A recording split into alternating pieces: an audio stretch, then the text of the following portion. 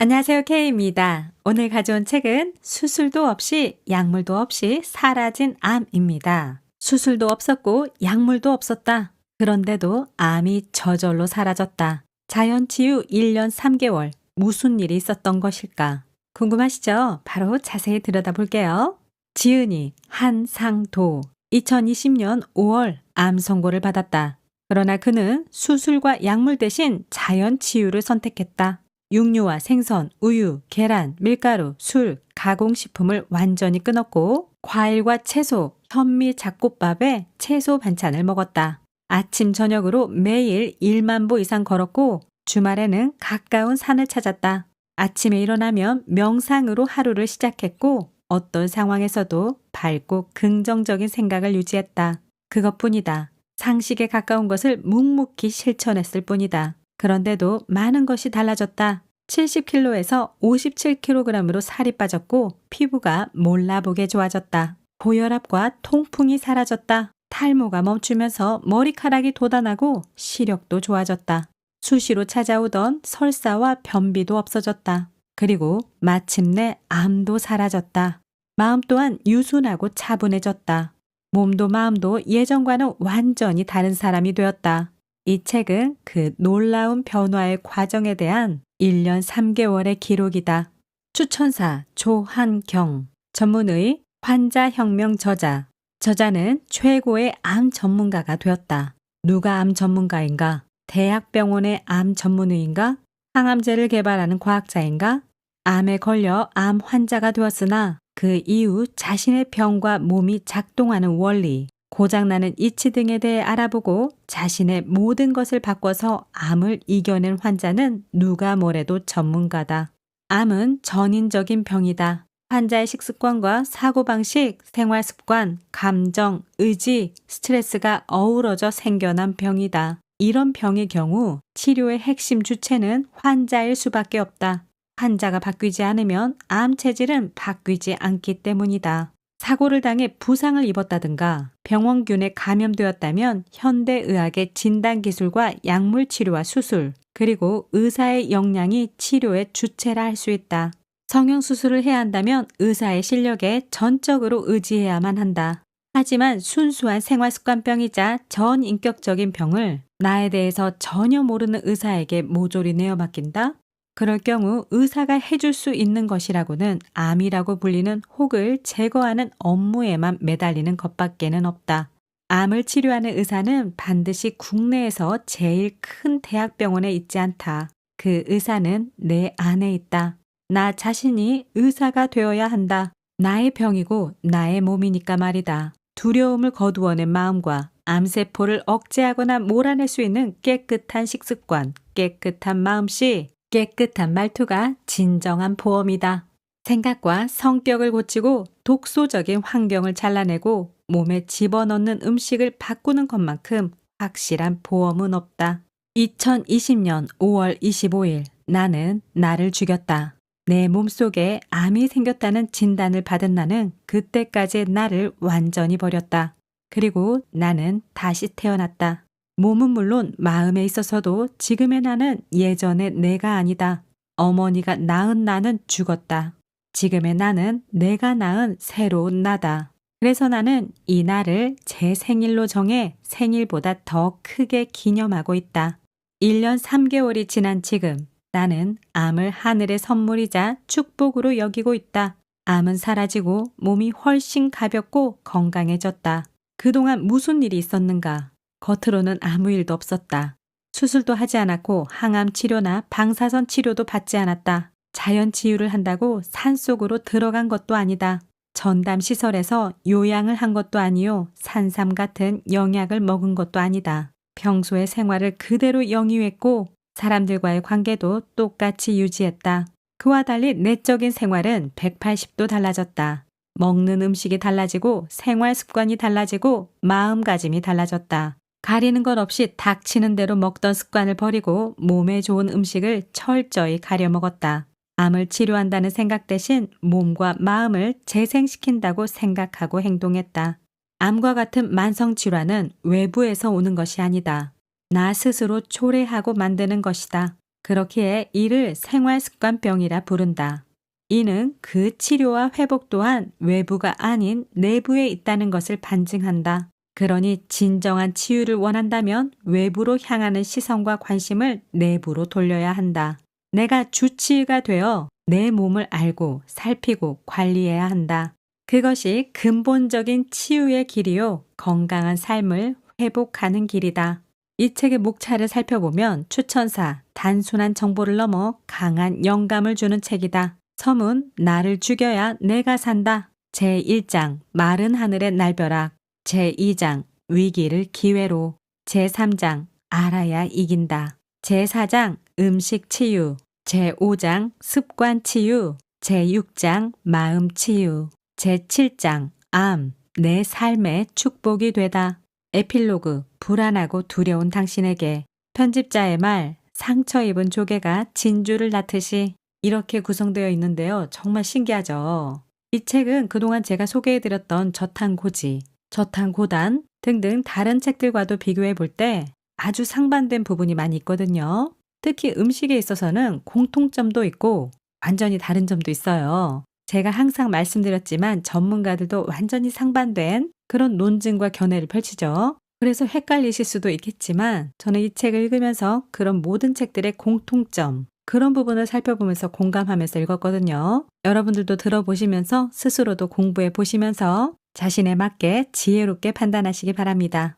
저자는 마른 하늘의 날벼락 말 그대로 건강검진을 통해서 암에 대한 의심을 받게 되고 결국 암 확진 판정을 받게 되는데요. 그러면서 깊은 고민에 빠지게 됩니다. 암병동에 갔었을 때 제발 전이전담병원이라는 간판도 보게 되었는데 그 간판을 보는 순간 불안감이 요동쳤던 거죠. 제발 전이전담이라니. 암이 얼마나 많이 재발되고 전이되길래 전담병원까지 있단 말인가. 생각해보니 암 수술 뒤에는 늘 재발과 전이라는 말이 따라다닌다. 그렇다면 수술을 해도 완치가 어렵다는 것이 아닌가? 암이 무서운 것은 재발과 전이 때문이라는 것을 느끼면서 그게 얼마나 심각한 문제인지 실감이 났던 거죠. 2달 반의 생체 실험.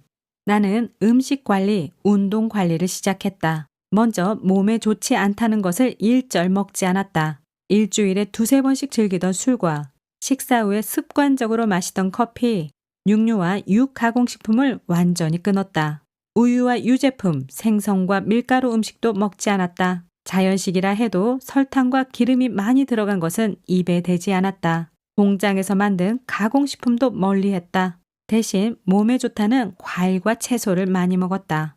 아침에는 사과와 토마토 같은 생과일과 제철 채소 5-6가지로 만든 샐러드를 먹었다. 점심과 저녁은 잡곡을 섞은 현미밥에 채소와 해조류 반찬을 먹었다. 동시에 운동을 시작했다. 매일 새벽 5시에 집을 나서 주변의 공원이나 야산을 걸었다. 핸드폰에 워크온, 걸음 측정 앱, 이것을 깔아놓고 매일 1만 보 이상씩 체크하며 걸었다. 비가 오면 우산을 쓰고 걸었다. 하루도 거르지 않았다. 한편으로 몸에 대한 공부를 시작했다. 쉽게 말해 음식관리, 운동관리지 평생 동안 이어온 삶의 방식을 바꾸는 일이었다. 무척이나 힘들고 고통스러웠다. 그래도 나는 그동안 소홀히 했던 것을 참회하는 심정으로 묵묵히 이겨냈다. 관리를 시작한 지 2주일, 나는 내 몸이 조금씩 달라지고 있음을 느꼈다. 체중이 줄면서 몸이 가벼워지고 혈액순환이 개선되고 있었다. 정수리의 탈모, 발 뒤꿈치의 각질 등 신체 여러 부위에서 의미 있는 변화가 일어나고 있었다. 2달 동안 관리를 계속하면 좀 더 분명한 결과를 얻을 수 있을 것 같았다. 그런 마음과 자세로 나는 하루하루 최선을 다했다. 내 몸에 암이 있다는 사실을 냉정하게 받아들이고 어떻게 해야 할지 깊이 고민했다. 방법은 2가지였다. 하나는 수술을 하고 항암 치료를 받는 것이었다. 2주일 뒤로 예정된 면담에서 담당 의사는 확진 사실을 알려주며 수술을 권할 것이다. 조직검사에서 종양의 악성도가 중간치인 7로 나왔으니 수술을 하면 완치가 가능할 것이라 얘기할 것이다. 하지만 나는 그동안의 공부를 통해 수술에 대해 회의적인 생각을 갖고 있다. 수술은 암을 치료하는 것이 아니라 암으로 인해 생긴 종양을 제거하는 미봉책이라는 것을. 재발과 전이의 가능성이 상존할 수밖에 없다는 것을 알았기 때문이다. 그런데다 요실금 등 수술에 따른 후유증도 적지 않아 어떻게든 피하고 싶은 것이 솔직한 심정이었다. 다른 하나는 그동안의 공부를 통해 알게 된 자연 치유 방식이다. 음식 관리와 운동 관리와 마음 관리를 통해 세포의 기능과 활동을 강화하여 몸이 스스로의 힘으로 암을 이겨내게 하는 것이다. 증상인 종양 제거보다 종양의 원인이 되는 세포의 기능 회복에 초점을 맞춰 암을 근본적으로 치료하는 방식이다. 나는 2달 반의 생체 실험을 통해 자연 치유 방식을 선호하고 있다. 하지만 이는 검증된 치료법이 아니다. 소수에 의한 대안적 방법론에 불과하다. 잘못될 경우 상태를 크게 악화시킬 수 있다. 어떻게 해야 할지 판단이 서지 않았다. 시계추가 흔들리듯 마음이 그네를 탔다. 도무지 갈피를 잡을 수 없었다. 밤은 깊어가고 그에 비례해 나의 고민 또한 깊어만 갔다. 이를 기회로, 무지의 대가.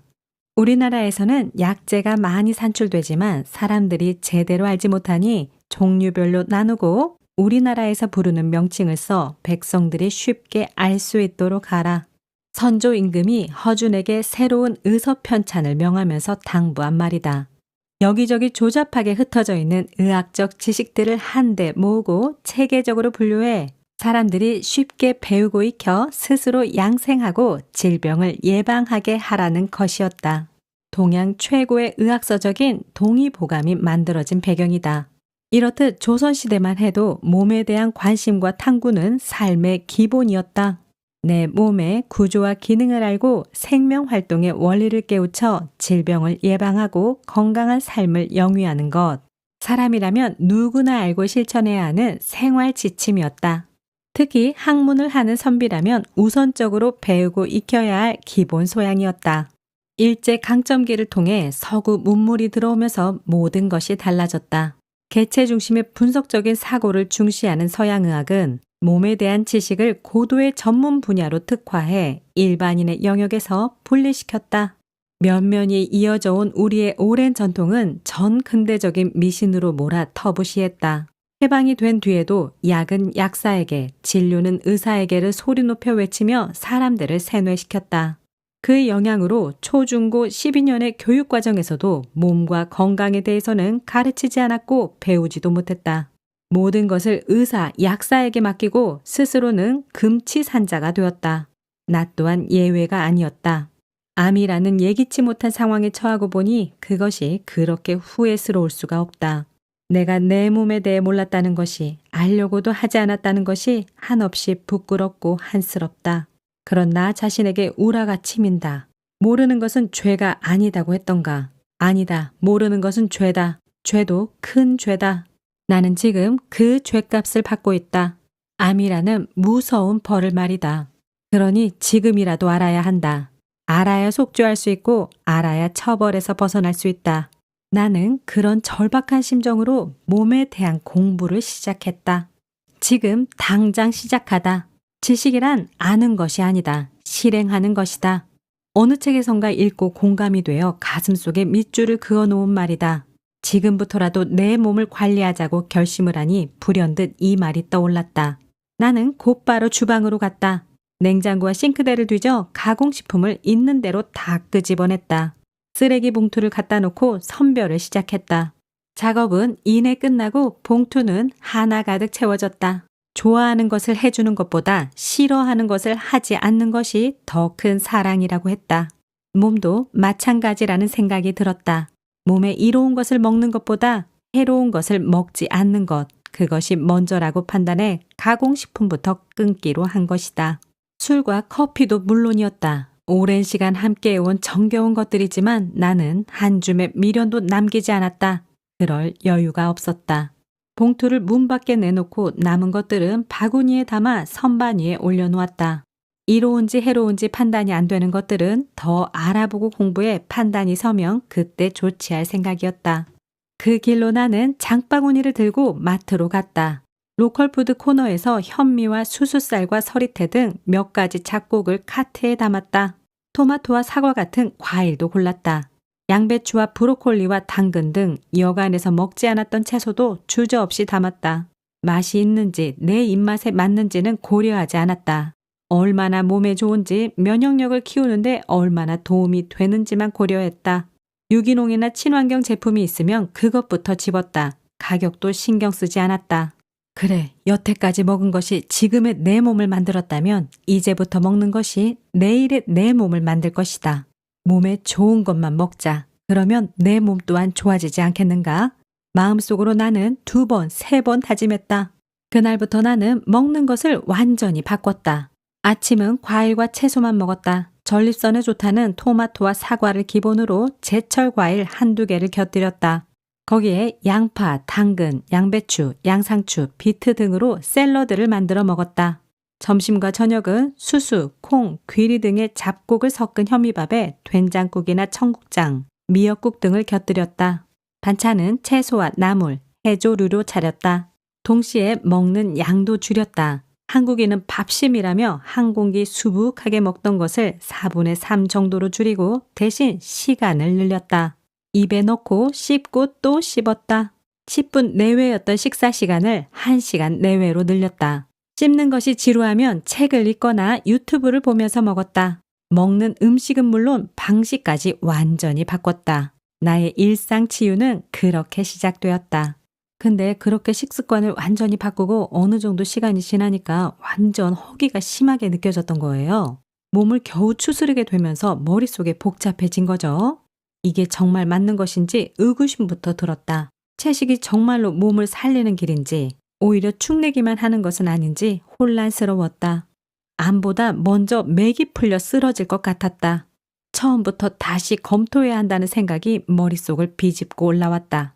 그러다가 변화에 대해서 생각을 해보게 되었는데요. 저자는 변화를 통해서 고통을 느꼈고 그러면서 변화와 고통에 대해서 다시 생각하게 되었던 거죠. 변화란 익숙한 상황에서 낯선 상황으로 나아가는 것이다.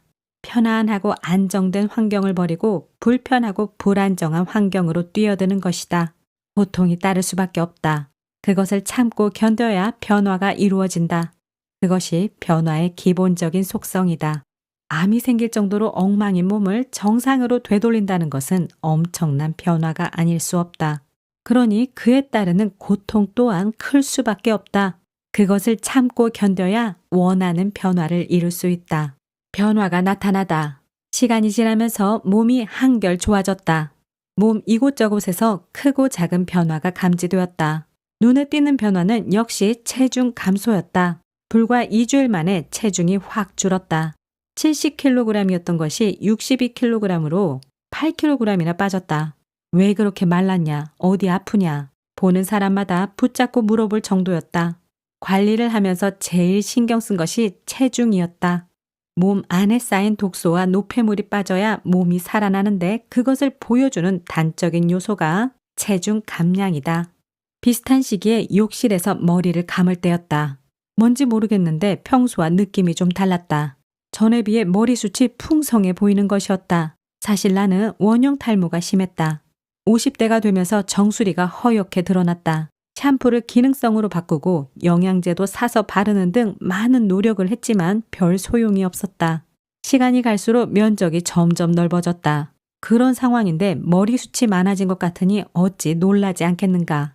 나는 이리저리 머리를 돌려가며 몇 번이나 확인했다. 핸드폰으로 셀카를 찍어 살펴보기도 했다. 정말이었다. 머리숱이 늘었을 뿐 아니라 가장자리에 가느다란 잔털까지 올라오고 있었다. 또 변화는 시력에서도 확인되었다. 나는 오래전부터 근시다. 안경을 쓰지 않으면 화면이 뿌옇게 보이고 자막은 읽지도 못한다. 안경이 없으면 생활 자체가 어려웠다. 어느 날 세수를 하고 거실로 나왔는데 켜놓은 TV의 자막이 읽혔다. 안경을 썼나 얼굴을 만져봤지만 잡히지 않았다. 안경을 벗었는데도 보이는 것이었다. 물론 선명하지는 않았다.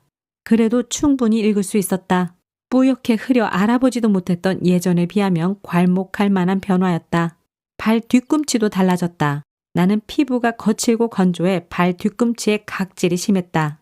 그런데 내 발이 맞나 싶을 정도로 깨끗하고 매끄러워졌다. 나도 모르는 사이의 변화였다. 정수리의 탈모와 근시, 그리고 발 뒤꿈치 각질. 생각해보니 심장에서 멀리 떨어진 말단 조직의 문제라는 공통점이 있었다. 혈액 공급이 원활하지 못해 산소와 영양이 부족하기 때문에 나타난 현상이었다. 그것이 개선되었다는 것은 그만큼 혈액순환이 원활해졌다는 것을 의미했다. 음식과 운동을 제대로 관리하자 소화작용과 혈액순환이 원활해지고 그 덕분에 산소와 영양소가 머리끝 발끝까지 원활하게 공급되어 세포 활동이 촉진된 것이었다. 그러자 확인해 보고 싶은 것이 생겼다. 혈압이었다. 나는 오래전부터 혈압도 높았다. 지난번 검진에서도 위험 수준이었다. 머리끝과 발끝에서 변화를 보일 정도로 혈액순환이 원활해졌다면 이는 곧 심장의 부담이 그만큼 줄었다는 것을 의미했다. 그 길로 나는 영월 의료원으로 달려갔다. 130을 넘어가지 않았다. 언제 어디서 재도 140 이하로는 내려오지 않았던 혈압이 관리를 시작한 지 2주일 만에 정상으로 돌아온 것이었다. 그렇구나. 음식이 이렇게 중요하구나. 나는 비로소 실감했다. 내가 먹는 것이 나를 만든다는 것을 내 몸이 직접 보여주는 것이었다. 공부를 해보니 암도 결국 같은 문제였다. 독소와 노폐물로 인해 영양과 산소를 공급받지 못한 세포가 이상 반응을 일으킨 것이 암세포요. 암세포가 쌓이고 쌓여 덩어리가 된 것이 암 종양이었다. 발생 원인에 있어서는 탈모나 각질과 다를 바 없었다. 물론 수십 년 동안 쌓이고 쌓인 것이니 쉽게 극복되지는 않을 것이다. 그래도 지금처럼 꾸준히 관리하면 언젠가는 사라질 것이고 내 몸은 본래의 모습으로 돌아올 거라는 기대가 생겼다. 여러 책에서 지적했듯 현대의학은 수술로 종양을 제거하는 것 외에는 관심이 없다. 나는 지금의 내 상태를 다시 한번 점검했다. 조직검사를 통해 확진은 되었지만 아직까지 암이라고 할 만한 특이한 증상은 보이지 않는다. 약간의 배뇨 장애가 있지만 생활하는 데 큰 불편은 없다. 그동안 공부한 바에 따르면 전립선암은 진행이 느린 편이다. 나는 2달 반의 생체 실험을 통해 음식과 운동 치유에 긍정적인 생각을 갖고 있다. 그에 반해 수술은 가능하면 피하고 싶다. 마음을 단단히 먹어도 불안감과 두려움을 떨칠 수 없다. 재발과 전이는 물론 요실금과 발기부전 같은 후유증 또한 적지 않게 걱정이 된다. 그뿐이 아니다. 그동안 열심히 만들어 놓은 몸 안의 면역 시스템이 파괴된다. 수술을 하고 화학치료나 방사선 치료를 병행하게 되면 치명적인 손상을 입을 수밖에 없다. 그렇다고 선뜻 자연치유를 택할 수도 없다. 긍정적인 면이 있다고 해도 어디까지나 소수의 대안적 치료에 불과하다. 효과가 제대로 검증되지 않았고 결과를 장담할 수 없다. 생각대로 되면 더없이 좋겠지만 반대의 경우 수술조차 어려울 정도로 악화될 수도 있다. 며칠 동안 고민을 거듭한 나는 결국 후자를 선택했다. 주기적으로 상태를 체크해 악화될 경우 수술을 하겠다는 현실적인 고려와 함께 내 경험과 소신을 믿기로 했다. 만에 하나 최악의 경우가 발생하더라도 내 소신에 따른 결과인 만큼 묵묵히 받아들이자고 다짐도 했다. 알아야 이긴다. 암 예방, 암 치료, 자연 치유, 신체 구조, 건강 관리, 식습관 등 생각나는 단어를 입력하고 검색을 했다. 수많은 정보와 영상이 이어졌다. 이렇게 많은 정보가 손안에 있었는데 다시금 후회가 밀려왔다. 내 몸에 대해 아는 것이 어려운 게 아니었는데 손가락 하나만 까딱하면 읽고 보고 들을 수 있었는데 왜 그렇게 무심해 이 상황까지 오게 했는지. 그렇다고 후회만 하고 있을 수는 없었다.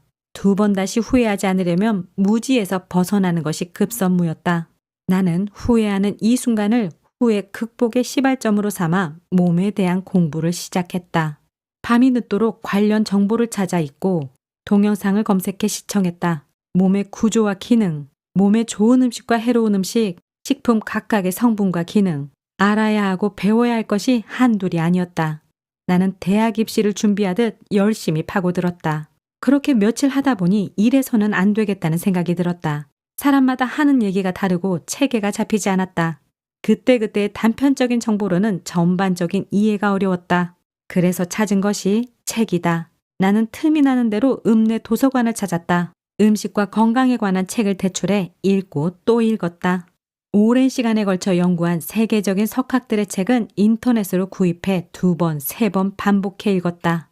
지식은 탐구하면 할수록 갈증을 느낀다고 했다. 공부를 하다 보니 나 또한 그런 갈증이 생겼다. 특히 신체의 구조와 기능에 대한 갈증이 심하게 느껴졌다. 음식을 먹으면 몸 안에서 어떤 과정을 거쳐 어떻게 대사가 되고 그 과정에서 각각의 기관과 장기는 어떤 역할을 하는지 제대로 알고 싶었다. 몸 관리를 위해 반드시 배워야 한다는 생각이었다. 나는 주로 식사 시간을 이용해 강의를 들었다. 오래 씹고 천천히 먹는 것이 습관화되면서 식사 시간이 1시간 정도 되었다. 이 시간을 밥만 먹으며 보내기가 아까웠는데 강의 수강이 적격이었다. 태블릿으로 강의를 들으며 먹으니 지루함도 덜해 그야말로 일석이조였다. 한 번 듣고 이해가 어려운 것은 2번, 3번 반복해 들었다. 그렇게 나는 음식 관리와 함께 그것을 받아들이는 몸의 생리에 대해서도 열심히 공부했다. 그와 비례해 엉성하기 짝이 없던 나의 일상 치유 비법도 조금씩 체계를 갖추게 되었다. 너무 배울 것이 많죠. 사실 몰라서도 못하고 알아도 실천이 어렵고 실천을 해도 그것을 습관으로 만드는 것이 어려운데 정말 미루고 할 그럴 겨를이 없으니까 당장 시작했던 거죠. 몸 공부, 몸 관리, 일상 치유를. 지금까지 케어였습니다. 구독과 좋아요, 알림 버튼 감사합니다. 다음 영상에서 또 만나요. 제발 안녕.